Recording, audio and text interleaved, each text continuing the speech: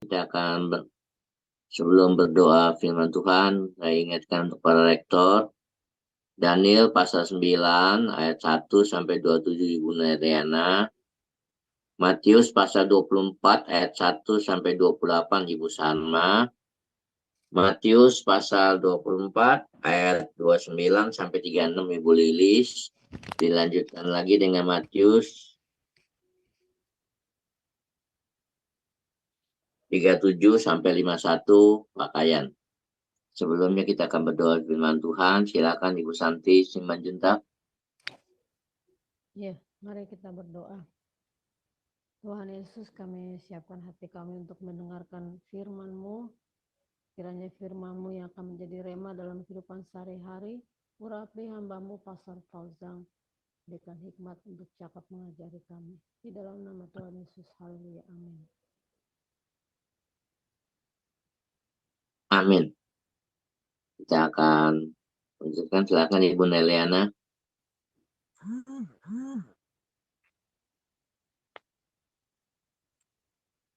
Baik, terima kasih Pak Apeng. Salam Pak Apeng. Salam. Salam Pastor Paul, Bu Ana, Pak Edi, Bu Ambar, Bapak Ibu semua yang hadir di Zoom dan di YouTube. Dan salam juga untuk saudara kami yang menonton kembali siaran kita hari ini. Puji Tuhan, kembali kita berjumpa dengan hari yang baru dan semangat yang baru. Mari Bapak Ibu kita membaca firman Tuhan dari kitab Daniel 9 ayat 1 sampai 27. Demikian firman Tuhan. Pada tahun pertama pemerintahan Darius, anak Ahasiweros, dari keturunan orang Media, yang telah menjadi raja atas kerajaan orang Kasdim. Pada tahun pertama kerajaannya itu, aku, Daniel, memperhatikan dalam kumpulan kitab jumlah tahun yang menurut firman Tuhan kepada Nabi Yeremia akan berlaku atas timbunan puing Yerusalem, yakni 70 tahun. Lalu aku mengarahkan mukaku kepada Tuhan Allah untuk berdoa dan bermohon sambil berpuasa dan mengenakan kain kabung serta abu.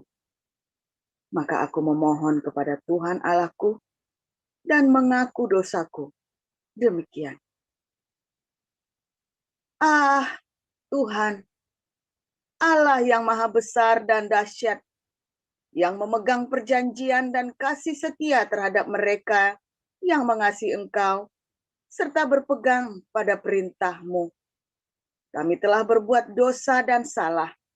Kami telah berlaku fasik dan telah memberontak. Kami telah menyimpang dari perintah dan peraturan-Mu.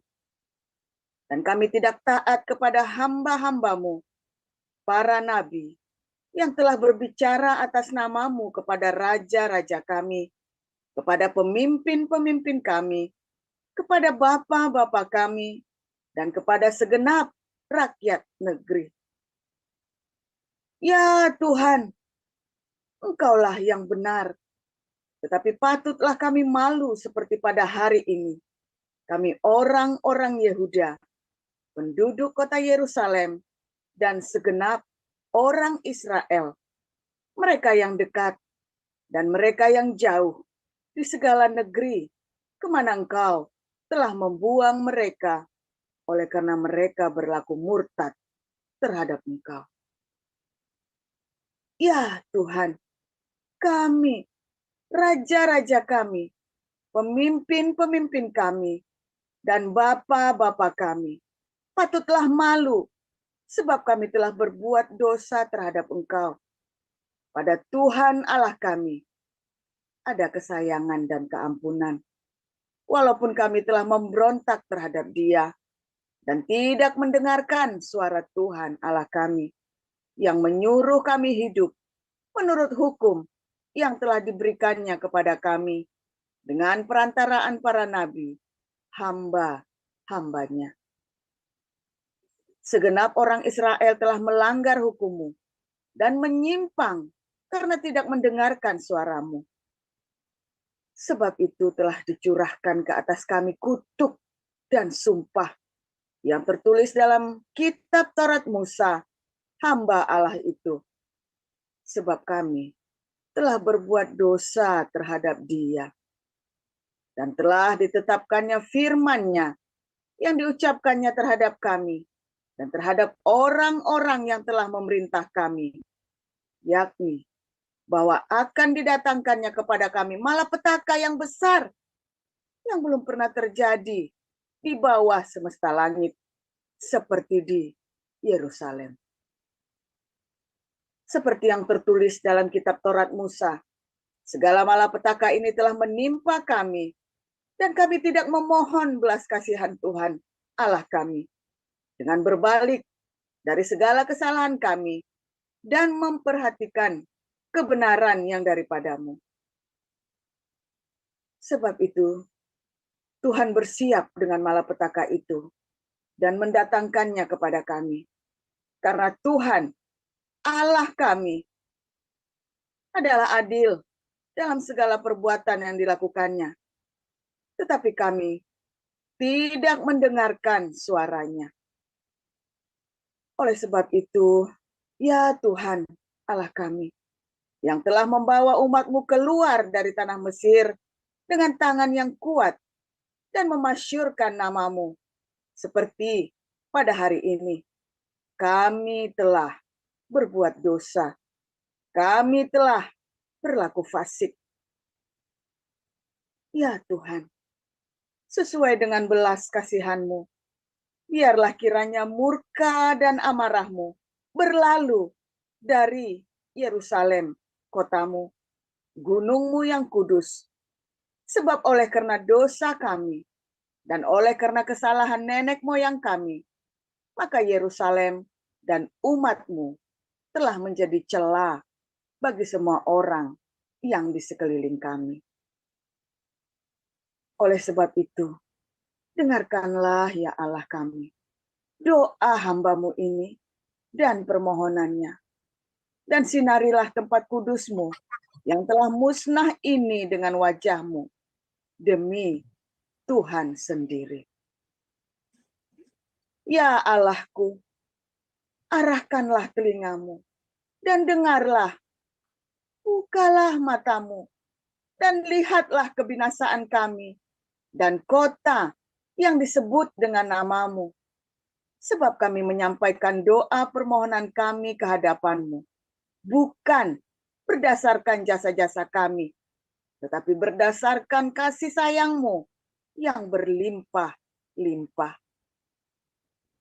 Ya Tuhan, dengarlah ya Tuhan, ampunilah ya Tuhan, perhatikanlah dan bertindaklah dengan tidak bertangguh, oleh karena Engkau sendiri, Allahku, sebab kotamu dan umat-Mu disebut dengan nama-Mu. Sementara aku berbicara dan berdoa dan mengaku dosaku dan dosa bangsaku, bangsa Israel, dan menyampaikan ke hadapan Tuhan Allahku permohonanku bagi gunung kudus Allahku. Sementara aku berbicara dalam doa, terbanglah dengan cepat ke arahku Gabriel, dia yang telah kulihat dalam penglihatan yang dahulu, itu pada waktu persembahan korban petang hari. Lalu ia mengajari aku dan berbicara dengan aku. Daniel, sekarang aku datang untuk memberi akal budi kepadamu untuk mengerti. Ketika engkau mulai menyampaikan permohonan, keluarlah suatu firman, maka aku datang untuk memberitahukannya kepadamu, sebab engkau sangat dikasihi. Jadi, camkanlah firman itu, dan perhatikanlah penglihatan itu. 70 kali 7 masa telah ditetapkan atas bangsamu dan atas kotamu yang kudus, untuk melenyapkan kefasikan, untuk mengakhiri dosa, untuk menghapuskan kesalahan, untuk mendatangkan keadilan yang kekal, untuk menggenapkan penglihatan dan nabi, dan untuk mengurapi yang Maha Kudus. Maka ketahuilah dan pahamilah, dari saat firman itu keluar, yakni bahwa Yerusalem akan dipulihkan dan dibangun kembali, sampai pada kedatangan seorang yang diurapi, seorang raja. Ada 7 kali 7 masa, dan 62 kali 7 masa lamanya. Kota itu akan dibangun kembali dengan tanah lapang dan paritnya, tetapi di tengah-tengah kesulitan. Sesudah ke-62 kali 7 masa itu akan disingkirkan seorang yang telah diurapi, padahal tidak ada salahnya apa-apa. Maka datanglah rakyat, seorang raja, memusnahkan kota dan tempat kudus itu. Tetapi raja itu akan menemui ajalnya dalam air bah. Dan sampai pada akhir zaman akan ada peperangan dan pemusnahan seperti yang telah ditetapkan. Raja itu akan membuat perjanjian itu menjadi berat bagi banyak orang selama 1 kali 7 masa. Pada pertengahan 7 masa itu, ia akan menghentikan korban sembelihan dan korban santapan, dan di atas sayap kekejian akan datang yang membinasakan sampai pemusnahan yang telah ditetapkan menimpa yang membinasakan itu. Demikian. Ya, silakan lanjutkan Bu Salma. Baik, saya akan lanjutkan Matius 24. Sesudah itu Yesus keluar dari bait Allah, lalu pergi. Maka datanglah murid-muridnya dan menunjuk kepada bangunan-bangunan bait Allah. Ia berkata kepada mereka, "Kamu melihat semuanya itu? Aku berkata kepadamu, sesungguhnya tidak satu batu pun di sini akan dibiarkan terletak di atas batu yang lain. Semuanya akan diruntuhkan." Ketika Yesus duduk di atas Bukit Zaitun, datanglah murid-muridnya kepadanya untuk bercakap-cakap sendirian dengan dia. Kata mereka, "Katakanlah kepada kami, bila manakah itu akan terjadi dan apakah tanda kedatanganmu dan tanda kesudahan dunia?" Jawab Yesus kepada mereka, "Waspadalah supaya jangan ada orang yang menyesatkan kamu. Sebab banyak orang akan datang dengan memakai namaku dan berkata, 'Akulah Mesias,' dan mereka akan menyesatkan banyak orang. Kamu akan mendengar deru perang atau kabar-kabar tentang perang. Namun berawas-awaslah, jangan kamu gelisah. Sebab semuanya itu harus terjadi, tetapi itu belum kesudahannya. Sebab bangsa akan bangkit melawan bangsa, dan kerajaan melawan kerajaan. Akan ada kelaparan dan gempa bumi di berbagai tempat. Akan tetapi semuanya itu barulah permulaan penderitaan menjelang zaman baru. Pada waktu itu kamu akan diserahkan supaya disiksa, dan kamu akan dibunuh dan akan dibenci semua bangsa oleh karena namaku, dan banyak orang akan murtad, dan mereka akan saling menyerahkan dan saling membenci. Banyak nabi palsu akan muncul dan menyesatkan banyak orang. Dan karena makin bertambahnya kedurhakaan, maka kasih kebanyakan orang akan menjadi dingin. Tetapi orang yang bertahan sampai pada kesudahannya akan selamat. Dan Injil kerajaan ini akan diberitakan seluruh dunia, menjadi kesaksian bagi semua bangsa. Sesudah itu barulah tiba kesudahannya. Jadi apabila kamu melihat pembinasa keji berdiri di tempat kudus, menurut firman yang disampaikan oleh Nabi Daniel, para pembaca hendaklah memperhatikannya. Maka orang-orang yang di Yudea haruslah melarikan diri ke pegunungan. Orang yang sedang di peranginan di atas rumah, janganlah ia turun untuk mengambil barang-barang dari rumahnya.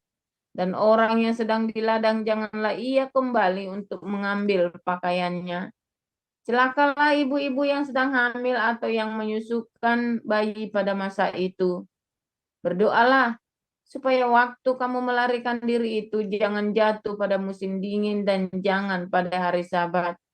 Sebab pada masa itu akan terjadi siksaan yang dahsyat seperti yang belum pernah terjadi sejak awal dunia sampai sekarang dan yang tidak akan terjadi lagi.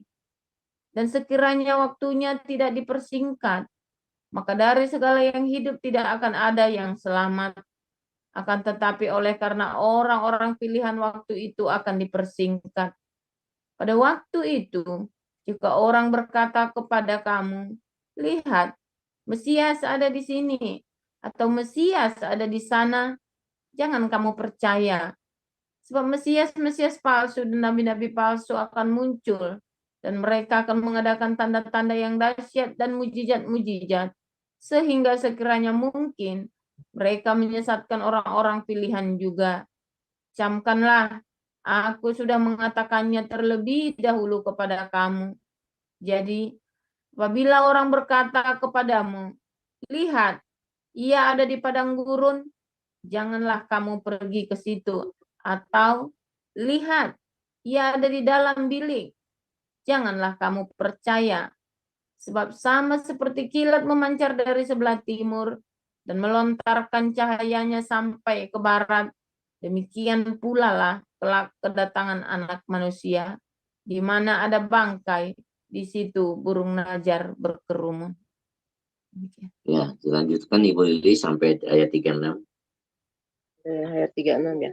Matius 24 ayat 29 sampai 36. Kedatangan Anak Manusia, perumpamaan tentang pohon ara. Segera sesudah siksaan pada masa itu, matahari akan menjadi gelap dan bulan tidak bercahaya, dan bintang-bintang akan berjatuhan dari langit, dan kuasa langit-langit akan goncang. Pada waktu itu akan tampak tanda Anak Manusia di langit, dan semua bangsa di bumi akan meratap, dan mereka akan melihat Anak Manusia itu datang di atas awan-awan di langit dengan segala kekuasaan dan kemuliaannya. Dan ia akan menyuruh keluar malaikat-malaikatnya dengan meniup sangkakala yang dahsyat bunyinya. Dan mereka akan mengumpulkan orang-orang pilihannya dari keempat penjuru bumi, dari ujung langit yang satu ke ujung langit yang lain. Tariklah pelajaran dari perumpamaan tentang pohon ara. Apabila ranting-rantingnya melembut dan mulai bertunas, kamu tahu bahwa musim panas sudah dekat. Demikian juga jika kamu melihat semuanya ini, ketahuilah bahwa waktunya sudah dekat, sudah di ambang pintu. Aku berkata kepadamu, sesungguhnya angkatan ini tidak akan berlalu sebelum semuanya ini terjadi. Langit dan bumi akan berlalu, tetapi perkataanku tidak akan berlalu. Tetapi tentang hari dan saat itu, tidak seorang pun yang tahu, malaikat-malaikat di sorga tidak, dan anak pun tidak, hanya Bapa sendiri. Ya, Hanya Bapa sendiri. Ya. Selanjutkan pakaian. Pakaian. Pakaian bisa lanjutkan.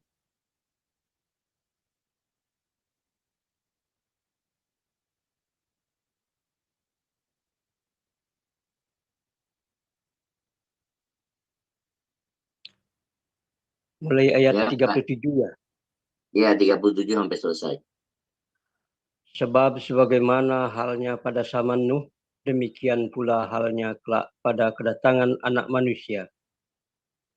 Sebab sebagaimana mereka pada zaman sebelum air bah itu makan dan minum, kawin dan mengawinkan, sampai kepada hari Nuh masuk ke dalam bahtera, dan mereka tidak tahu akan sesuatu sebelum air bah itu datang dan melenyapkan mereka semua. Demikian pula lah halnya kelak pada kedatangan Anak Manusia. Pada waktu itu, kalau ada 2 orang di ladang, yang seorang akan dibawa dan yang lain akan ditinggalkan.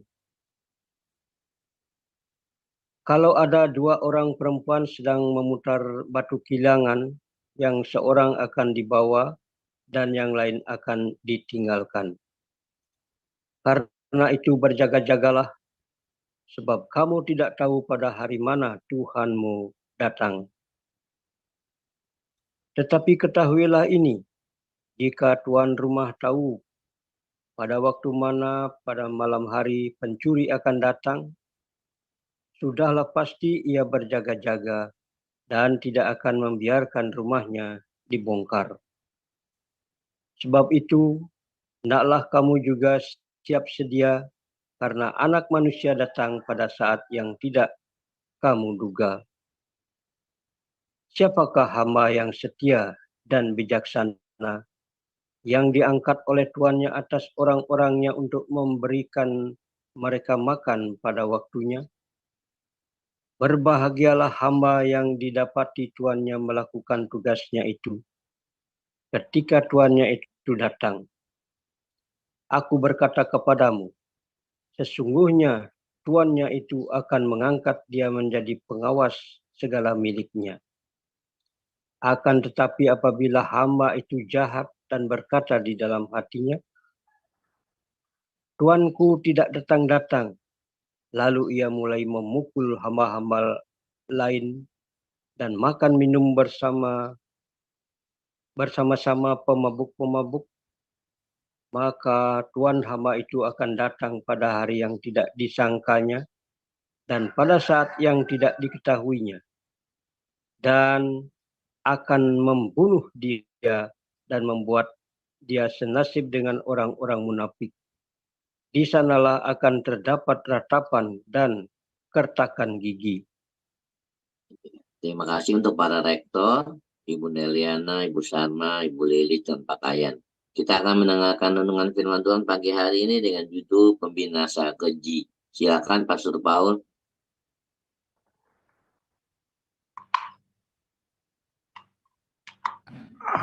Minta tolong ditampilkan yang tadi pembaca, perhatikanlah Nabi Daniel tadi ya.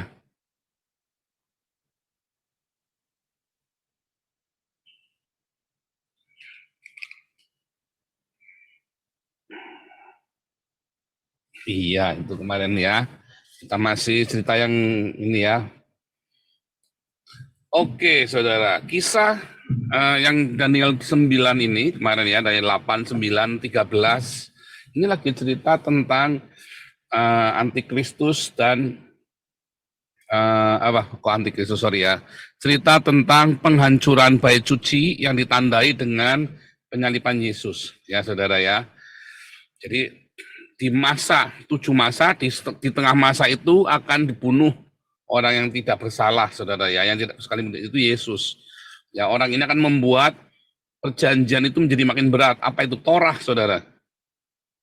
Torah itu dibikin radikal sama Yesus ya. Kalau Anda ikut kelas evangelis, si David Bosch itu orang Jerman ya, teolog Jerman. Dia berkata Yesus membuat Torah itu menjadi radikal ya, karena tadinya orang-orang hanya di zaman Yesus itu orang melakukan Torah itu hanya basa-basi saja. Nah itu saudara ya, hanya basa-basi saja. Sehingga kemudian akhirnya orang kehilangan makna dari Torah. Orang berlomba membuat tadi ya syarikat-syarikat, ritual-ritual dan simbolnya lebih gampang. Ya, lebih gampang ya, Allah yang transenden, Allah yang begitu jauh di sana. Nah, ini grupnya siapa kemarin ya yang maki-maki Ibnu Kalam saudara ya. Transenden itu apa transenden? Ini siapa ya? Erben apa siapa itu yang ngawur itu ya saudara ya. Namanya transenden itu jauh banget saudara ya. Allah yang nun jauh di sana dibuat menjadi imanen. Nah, itu saudara ya. Sehingga di zaman Yesus, orang tidak berani lagi menyembah berhala dan segala macam, saudara ya. Udah kapok. Sampai hari ini orang Yahudi nggak berani menyembah berhala. Kapok, saudara. Ya, 2000 tahun dibuang, itu udah bikin kapok orang Yahudi, saudara ya. Maka di zaman Yesus itu, ya, Allah yang begitu transenden, yang nun jauh di sana, udahlah paling gampang kita bikin ritualnya aja. Di tengah-tengah ritual itu dia merasakan, dalam tanda kutip, merasa sudah bertemu Tuhan. Dalam ibadahnya dia doa panjang-panjang, berbelit-belit, kasih aturan yang berbelit-belit. Wah, pokoknya ribet, saudara ya. Nah, tujuannya itu, saudara ya. Nah, itulah Allah yang transenden, dibikin seakan-akan menjadi imanen, ya, menjadi dekat dengan kita. Ya, Anda kudu ngerti ya, transenden itu nun jauh di sana, imanen itu ada di sini. Allah yang nun jauh di sana dibikin menjadi imanen, saudara, dengan ritual-ritual, simbol-simbol semua agama, ya. Amulet ya, amulet itu jimat ya, ini bukan jimat, apa, jimik ya, jimik, jimat, amulet ya, itu sama itu ya. Sebentar, saya enggak punya amulet ya. Rosario itu ya, rosario, gambar bintang Daud, atau Anda punya patung Yesus, gambar Yesus. Terus apalagi saudara, benda-benda suci dari Yerusalem, dari Vatikan, atau apa saudara ya. Anda kalau gerakan Bahtera itu, dia biasanya kasih amulet saudara ya, buat Anda bawa pulang, buat disimpan di rumah, atau dia kasih dilinting ya, kayak lotrek itu dilinting, itu ditancapkan ke sudut-sudut rumahmu, saudara ya. Itu ayat-ayat Alkitab, itu amulet, saudara ya, jimik. Sampai yang masih begituan. Saya dulu begitu, saudara ya, tapi sudah enggak lagi. Ya. Karena bertumbuh iman kita. Tadinya kita membutuhkan itu. Saya tidak menentang, saudara ya. Jangan salah paham ya. Tapi itulah menunjukkan bahwa kamu belum dewasa imanmu. Ya, saya ketemu dengan pastor Belanda, ya. Kita melayani sama-sama di rumah di anak-anak cacat. Pastor Belanda ini bilang, kita itu butuh medium, itu bukti. Karena Allah itu begitu jauh. Bagaimana cara mendekatkannya supaya kita merasa dekat? Ya dengan itu tadi, amulet. Ya, jimik, medium. Ya, dia bilang atau medium. Nah, yaitu misalnya dengan apa? Kitab suci yang Anda taruh di bawah bantal, atau Anda ngantongin selalu kitab suci kemanapun Anda pergi. Siapa yang masih begitu, saudara? Ya, saya selalu pakai ini, saudara, kalau baca Alkitab ya, atau pakai iPad saya ya, saudara ya. Saya ada ya Alkitab bahasa bahasa Jerman, bahasa Belanda. Ya, ini ada yang berbahasa Ibrani, saudara ya. Ada gini ya. Jarang saya baca, saudara ya. Saya lebih suka baca yang ya di handphone, saudara. Ada orang yang suka bawa begitu ya.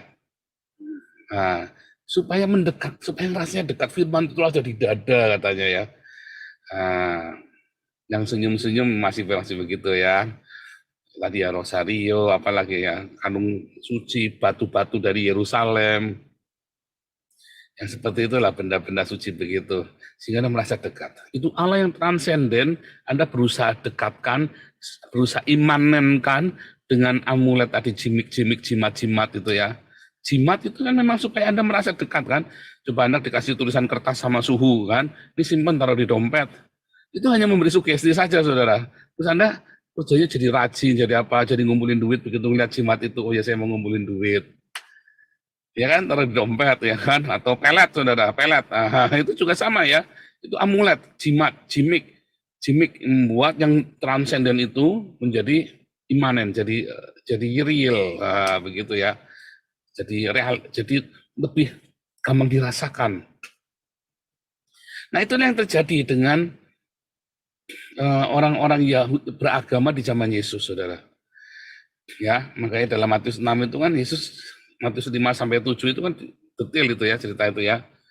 Nah, lalu Yesus memberikan dalam Matius 7 ayat 12 kesimpulannya, ya, inti dari hukum Taurat dan kitab para nabi adalah mengasihi. Ya. itu adalah hukum universal. Hukum Torah adalah sebuah hukum yang universal, saudara ya. Tetapi harus real. Tuhan membuat itu menjadi radikal, menjadi tajam, menjadi berat, saudara. Mustahil mengampuni musuh. Ya, mustahil mengampuni musuh. Nah, memang mustahil, saudara ya. Kalau Anda berpikir dengan cara orang-orang beragama. Kalau Anda berpikir dengan cara orang-orang berpikir yang umum. Tetapi kita yang orang sudah didamaikan, ya, orang yang penuh cinta, maka nggak mustahil, saudara, mengampuni musuh-musuh itu. Dengan mudah. Ya, lebih mudah kita mengampuni musuh kita, tapi lebih enak kita menyimpan kebencian. Nah, itu masalahnya. Menyimpan kebencian dan dendam itu enak dan nikmat. Nah, ya kan? Nikmat aja kan. Tiap malam, ya nama-namanya disebut. Anjrit ini orang nih, si Tomo, si Dodol, si Kun-Kun. Ya kan? Satu-satu disebutin ya, sambil tidur, sambil liatin kurang ngajar. Satu-satu disebut begitu ya. Kalau saya satu-satu tak sebut kalian ya. Dalam Tuhan berkati Tuhan. Ini ya, Tuhan berkati Pak Apeng. Tuhan berkati Tuhan Bu Nerliana, Tuhan berkati Bu Sarma. Sambil tidur, saya kalau nggak bisa tidur ngelilir, saya sebut satu-satu nama kalian yang saya ingat semua, saya sebut dalam doa saya, saudara ya. Kalau ini satu-satu disebut apa, saudara? Dikutukin. Kan memang nikmat. Kebencian itu rasanya nikmat sekali, saudara. Oh, saya tahu rasanya kebencian dan dendam, saudara ya. Jangan khawatir. Saya juga tahu ya. Nabi ke-26 ini nabi yang tahu apa yang Anda rasakan. Jadi saya tahu, dan memang Tuhan bilang Torah itu dibikin real sama Tuhan. Begitu dekat denganmu. Ini loh. Cinta itulah Torah. Ya. Nah, balik lagi, saudara. Tetapi pembinasa keji itu berdiri di tempat kudus. Nah, satu, dia hancurkan semua kehidupan agamawimu. Pencobaan yang besar yang menggoyahkan imanmu itu diizinkan Tuhan untuk hancurkan semua sendi-sendi ritual agamawimu, saudara. Kalau saudara masih bandel, karepmu, saudara ya.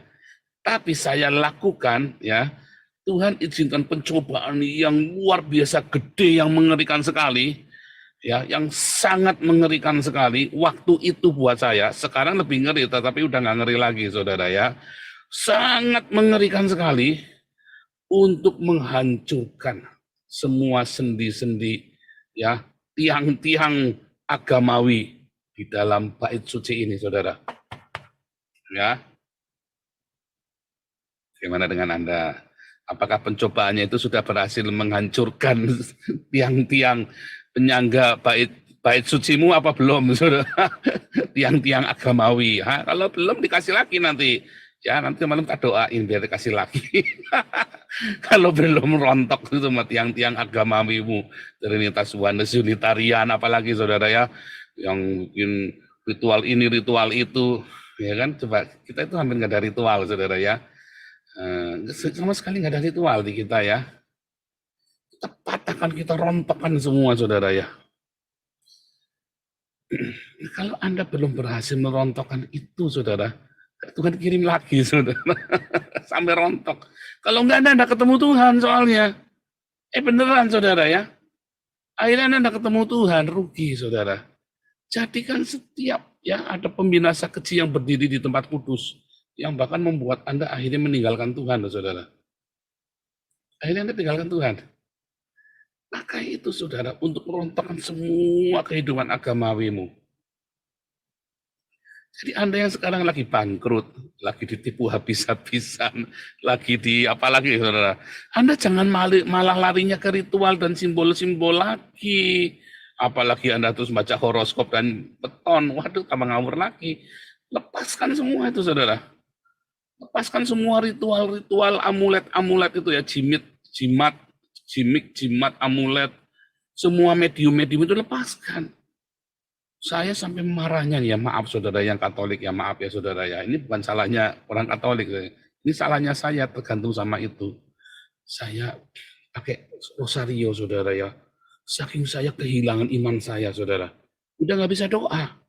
Saya pakai manik-manik rosario ya, Bapa kami di surga dikuduskan namamu, tak ulang, saudara. 100 kali tiap hari, saudara. Apakah tambah baik, saudara? Wah, itu saya bilang, saya memaki, saya misu-misu ya, saya pecah-pecah, saya lempar itu ya. Nggak guna, saudara. Karena Tuhan sedang menghancurkan sendi-sendi tiang-tiang agamawi dalam hidup saya. Begitu saya los semua, wah limbung, saudara. Liang-liang, saudara. Wah, layangan lolos, saudara. Benar-benar liang-liang, saudara ya. Los, saya kehilangan semuanya. Disitulah Tuhan ketemu saya. Habis Tuhan ketemu saya mantap, saudara. Saya udah nggak mikir ritual, simbol. Tadinya masih sisa-sisa. Ini kan masih rohani. Ya, kasih ayat-ayat, terus ditaruh di dompet, terus taruh ditanam di ujung-ujung rumah, semprot-semprot pakai minyak urapan. Ya, masih ya. Saya sampai beberapa waktu yang lalu, ya sampai setahun sebelum saya berangkat ke Eropa ya, saya masih melakukan pelayanan pengurapan rumah, toko, kantor dengan minyak urapan, saudara ya. Saya masih melakukan itu. Saya lepas sama sekali 2018. Tuhan bilang lepas semua. Wah, ini benar-benar pelayanan tanpa ritual dan simbol, ya. Dan kita melakukan ini ya, gereja YouTube ini ya, gereja online ini kan benar gereja tanpa gedung, pelayanan tanpa ritual dan simbol kita nih. Dan kita punya semua jenis segmen pelayanan. Yang kita belum punya apa, saudara? Panti asuhan sama sekolah. Nah, ini si Damar Kasih lagi bikin sama Owen ya, dukung dalam doa, saudara ya. Perizinannya susahnya minta ampun, saudara ya, doain ya. Ini kita yang belum, pelayanan anak ya. Pelayanan anak kita belum punya. Saya berapa kali mau bikin pelayanan anak, karena kehabisan waktu, saudara ya. Makanya doakan ya, saudara ya, supaya kita punya tim yang bagus. Kalau tim kita sudah bagus, kita bisa delegasi semuanya, saya bisa masuk, saudara, untuk ke next step-nya apalagi. Kita kekurangan orang. Di Eropa pun saya kekurangan orang, saudara ya. Pelayan-pelayan kita, saya nggak gampang percaya orang. Ya, bukan apa-apa, karena ini pelayanan, ini nggak main-main, saudara ya. Tidak mudah, kita nggak boleh sembarangan kasih orang, saudara ya. Harus hati-hati. Saya pikir orang ini udah cocok dengan saya. Terus di tengah jalan saya berpikir, ya, kayaknya dia nggak beres deh. Benar, saudara ya. Akhirnya kita lepaskan. Aduh, ini kayaknya cocok sama kita nih. Aduh, akhirnya kita lepaskan. Maksudnya untuk bermitra, saudara ya. Tuhan masih belum kasih saya itu ya. Tapi kita sekali lagi doakan terus. Nah, intinya apa, saudara? Intinya semua itu ya, adanya pembinasa keji yang berdiri di tempat kudus yang berakhir dengan pembinasaan, dihancurkan semua, saudara. Bait sucinya itu bahkan dihancurkan ya. Supaya kamu terlepas, terbebas dari semua ritual-ritual simbol yang mengikat. Karena kamu di-framing, saudara. Di-framing dengan dogma. Masalahnya tahun 300 kemudian kalian balik lagi ke situ. Kan kuceluk ini, saudara. Kalian dilepaskan, dihancurkan itu bait suci supaya kalian lepas dari semua dogma, lepas dari semua simbol ritual. Kalian masuk di dalam pelayanan roh, yaitu apa, saudara? Kasih. Tahun 325 kalian masuk lagi, balik lagi, kan kuceluk. Dan sampai sekarang kalian masih ribut dengan masalah itu lagi, kuceluk lagi, saudara. Ini taswanus, dogma-dogma, ini apa? Jangan, saudara. Masuk dalam pelayanan roh, yaitu pelayanan kasih. Yang tanpa ritual dan simbol-simbol. Ya, bahkan kita sudah ganti ya. Simbol kita salib itu ya sudah ganti ya. Yang di Alkitab, tangan megang Alkitab pada salibnya itu kita sudah ganti dengan 2 pohon zaitun, saudara ya. 2 saksi Allah. Orang Yahudi dan orang Kristen. Ya, kita ganti, saudara ya. Karena apa, saudara? Karena kita sudah masuk dalam pelayanan roh yang tidak peduli dengan simbol-simbol dan ritual lagi. Wah, itu menggegerkan banyak gereja ngomongin kita sesat. Nggak urusan. Yang penting berbuah. buah jiwa-jiwa, buah roh, karakter, buah apa lagi saudara? Pekerjaan-pekerjaan. Jiwa-jiwa, karakter, dan pekerjaan-pekerjaan yang baik. Dan orang-orang di sekitar kita menikmati buah itu. Kalau kamu masuk dalam pelayanan roh, itu akan terjadi. Kalau kamu masuknya pelayanan ritual, simbol-simbol, amulet, jimik tadi, ya kamu nanti akan terus menghadapi pembinasa kecil ini, saudara. Dan itu beneran ya. Karena pembinasa kecil ini juga simbol dari antikristus, saudara. Antikristus datang, Anda kan face to face dengan antikristus itu. Konyol. Tapi kalau pelayananmu adalah pelayanan roh, hidupmu enteng, enak, saudara. Menjadi Kristen tanpa ritual, tanpa agama, tanpa simbol-simbol. Tapi hidupmu berbuah. Kalau hidupmu mulai berbuah secara rohani, bukan maksudnya, oh pelayanan tadinya cuma nyanyi, sekarang cuma single, sekarang naik pangkat pada di WL, kemudian jadi pengkhotbah, itu bukan. Itu namanya aktivitas. Anda ingat-ingat itu ya. Jadi tadinya cuma asyir Pak, sekarang sudah disuruh khotbah, pelayanannya berbuah. Itu bukan berbuah. Itu namanya naik pangkat di gereja. Ya saudara ya. Jangan samakan dengan itu ya. Saya kemarin ketemu sama teman pelayanan saya di Berlin. Ini berbuah. Tadinya dia cuma ini, sekarang pelayanannya begini, dia bikin ini, dia bikin ini, dia bikin ini, dia bikin itu. Asal ada duit bisa. Saya bilang begitu. Itu bukan tanda dia lahir baru. Tanda lahir baru saat ada gencatan, ada depresi, ada selisih dalam rumah tangga. Lihat responnya. Orang lahir baru, responnya akan berbeda dengan orang yang tidak lahir baru. Gitu saudara ya. Dari situ kamu tahu ini orang lain, makanya kamu tidak bisa menghakimi orang itu sudah bertobat apa belum. Hari itu kamu tidak bisa tahu. Hanya gara-gara dia aktif sekali di gereja. Padahal tadinya dia anak nakal, sekarang aktif di gereja, Paul. Aduh, itu bukan lahir baru. Kebetulan ada gebetannya dia di gereja. Iya, sampai sekolah Alkitab segala. Nah, itu dia ada gebetannya di sekolah Alkitab. Iya, mereka memang ketemunya di sekolah Alkitab. Nah, kan apa gua bilang? Saya bilang, ya saya ngomong benar semua kan. Dia masih ngotot bahwa itu dia sudah lahir baru. Dia memang sedang jauh dari Tuhan. Bukan, memang sampai hari ini pun dia belum terima Tuhan Yesus. Dia masih ritual dan simbol-simbol. Dia masih jadi itu tadi. Ya. Bait sucinya batas suci fisik, belum masuk ke dalam roh, belum lahir dari roh. Nah, ingat-ingat itu saudara ya. Apakah kamu sudah lahir baru? Apakah kamu yang sudah lahir baru? Apakah kamu sudah masuk dalam pelayanan roh? Apakah kamu sudah berbuah? Kalau hari ini pencobaan besar itu terjadi dalam hidupmu, jangan malah lari cekelan jimat, saudara. Jangan malah Anda bawa-bawa kemana-mana, bawa Alkitab, mau dibaca, pokoknya rasanya udah suci aja kalau bawa Alkitab. Jangan kemana-mana terus Anda bawa kalung salib gede-gede, saudara. Anda pergi ke Israel, Anda bawa kalung salib gede-gede, orang terus ya, Anda bilang haleluya, haleluya, nyanyi-nyanyi di sepanjang jalan di Yerusalem itu, nyanyi-nyanyi lagu rohani, saudara. Anda kan dilemparin batu sama orang Yahudi, saudara. Serius. Serius, saudara, bukan rasis. Mereka trauma. Mereka trauma, saudara. Mereka selama 2000 tahun, ya, selama 1700 tahun, mereka dijahati sama orang Kristen, saudara. Dari tahun 300 sampai zaman Hitler, saudara. 1700 mereka, 17 abad mereka disakiti oleh gereja. Karena Anda pakai yang tadi, yang simbol-simbol itu tadi, gereja yang agamawi tadi. Saya masuk ke orang Yahudi itu dengan cinta yang sama. Saya punya Matius 7 ayat 12, mereka punya Talmud Sabat 31. Kita ketemu di situ, saudara. Kita punya Mesias yang sama. Ya, Mesias yang mengenapi Torah, saya punya Mesias yang mengenapi Torah. Begitu saya bawa Mesias yang Unitarian, Trinitarian, Sabelian segala macam, mereka bilang, cuy. Serius, saudara ya. Serius, saudara. Datanglah dengan Mesias yang mengenapi hukum Torah, kamu akan diterima oleh semua orang. Kecuali orang Islam, memang jahat organisasinya. Tapi kalau Anda individu datang kepada individu, Anda datang dengan Matius 7 ayat 12, Anda datang dengan Yesus yang mengenapi Torah, ya terima Yesus, saudara. Kalau institusi MUI memang organisasi OON itu saudara ya.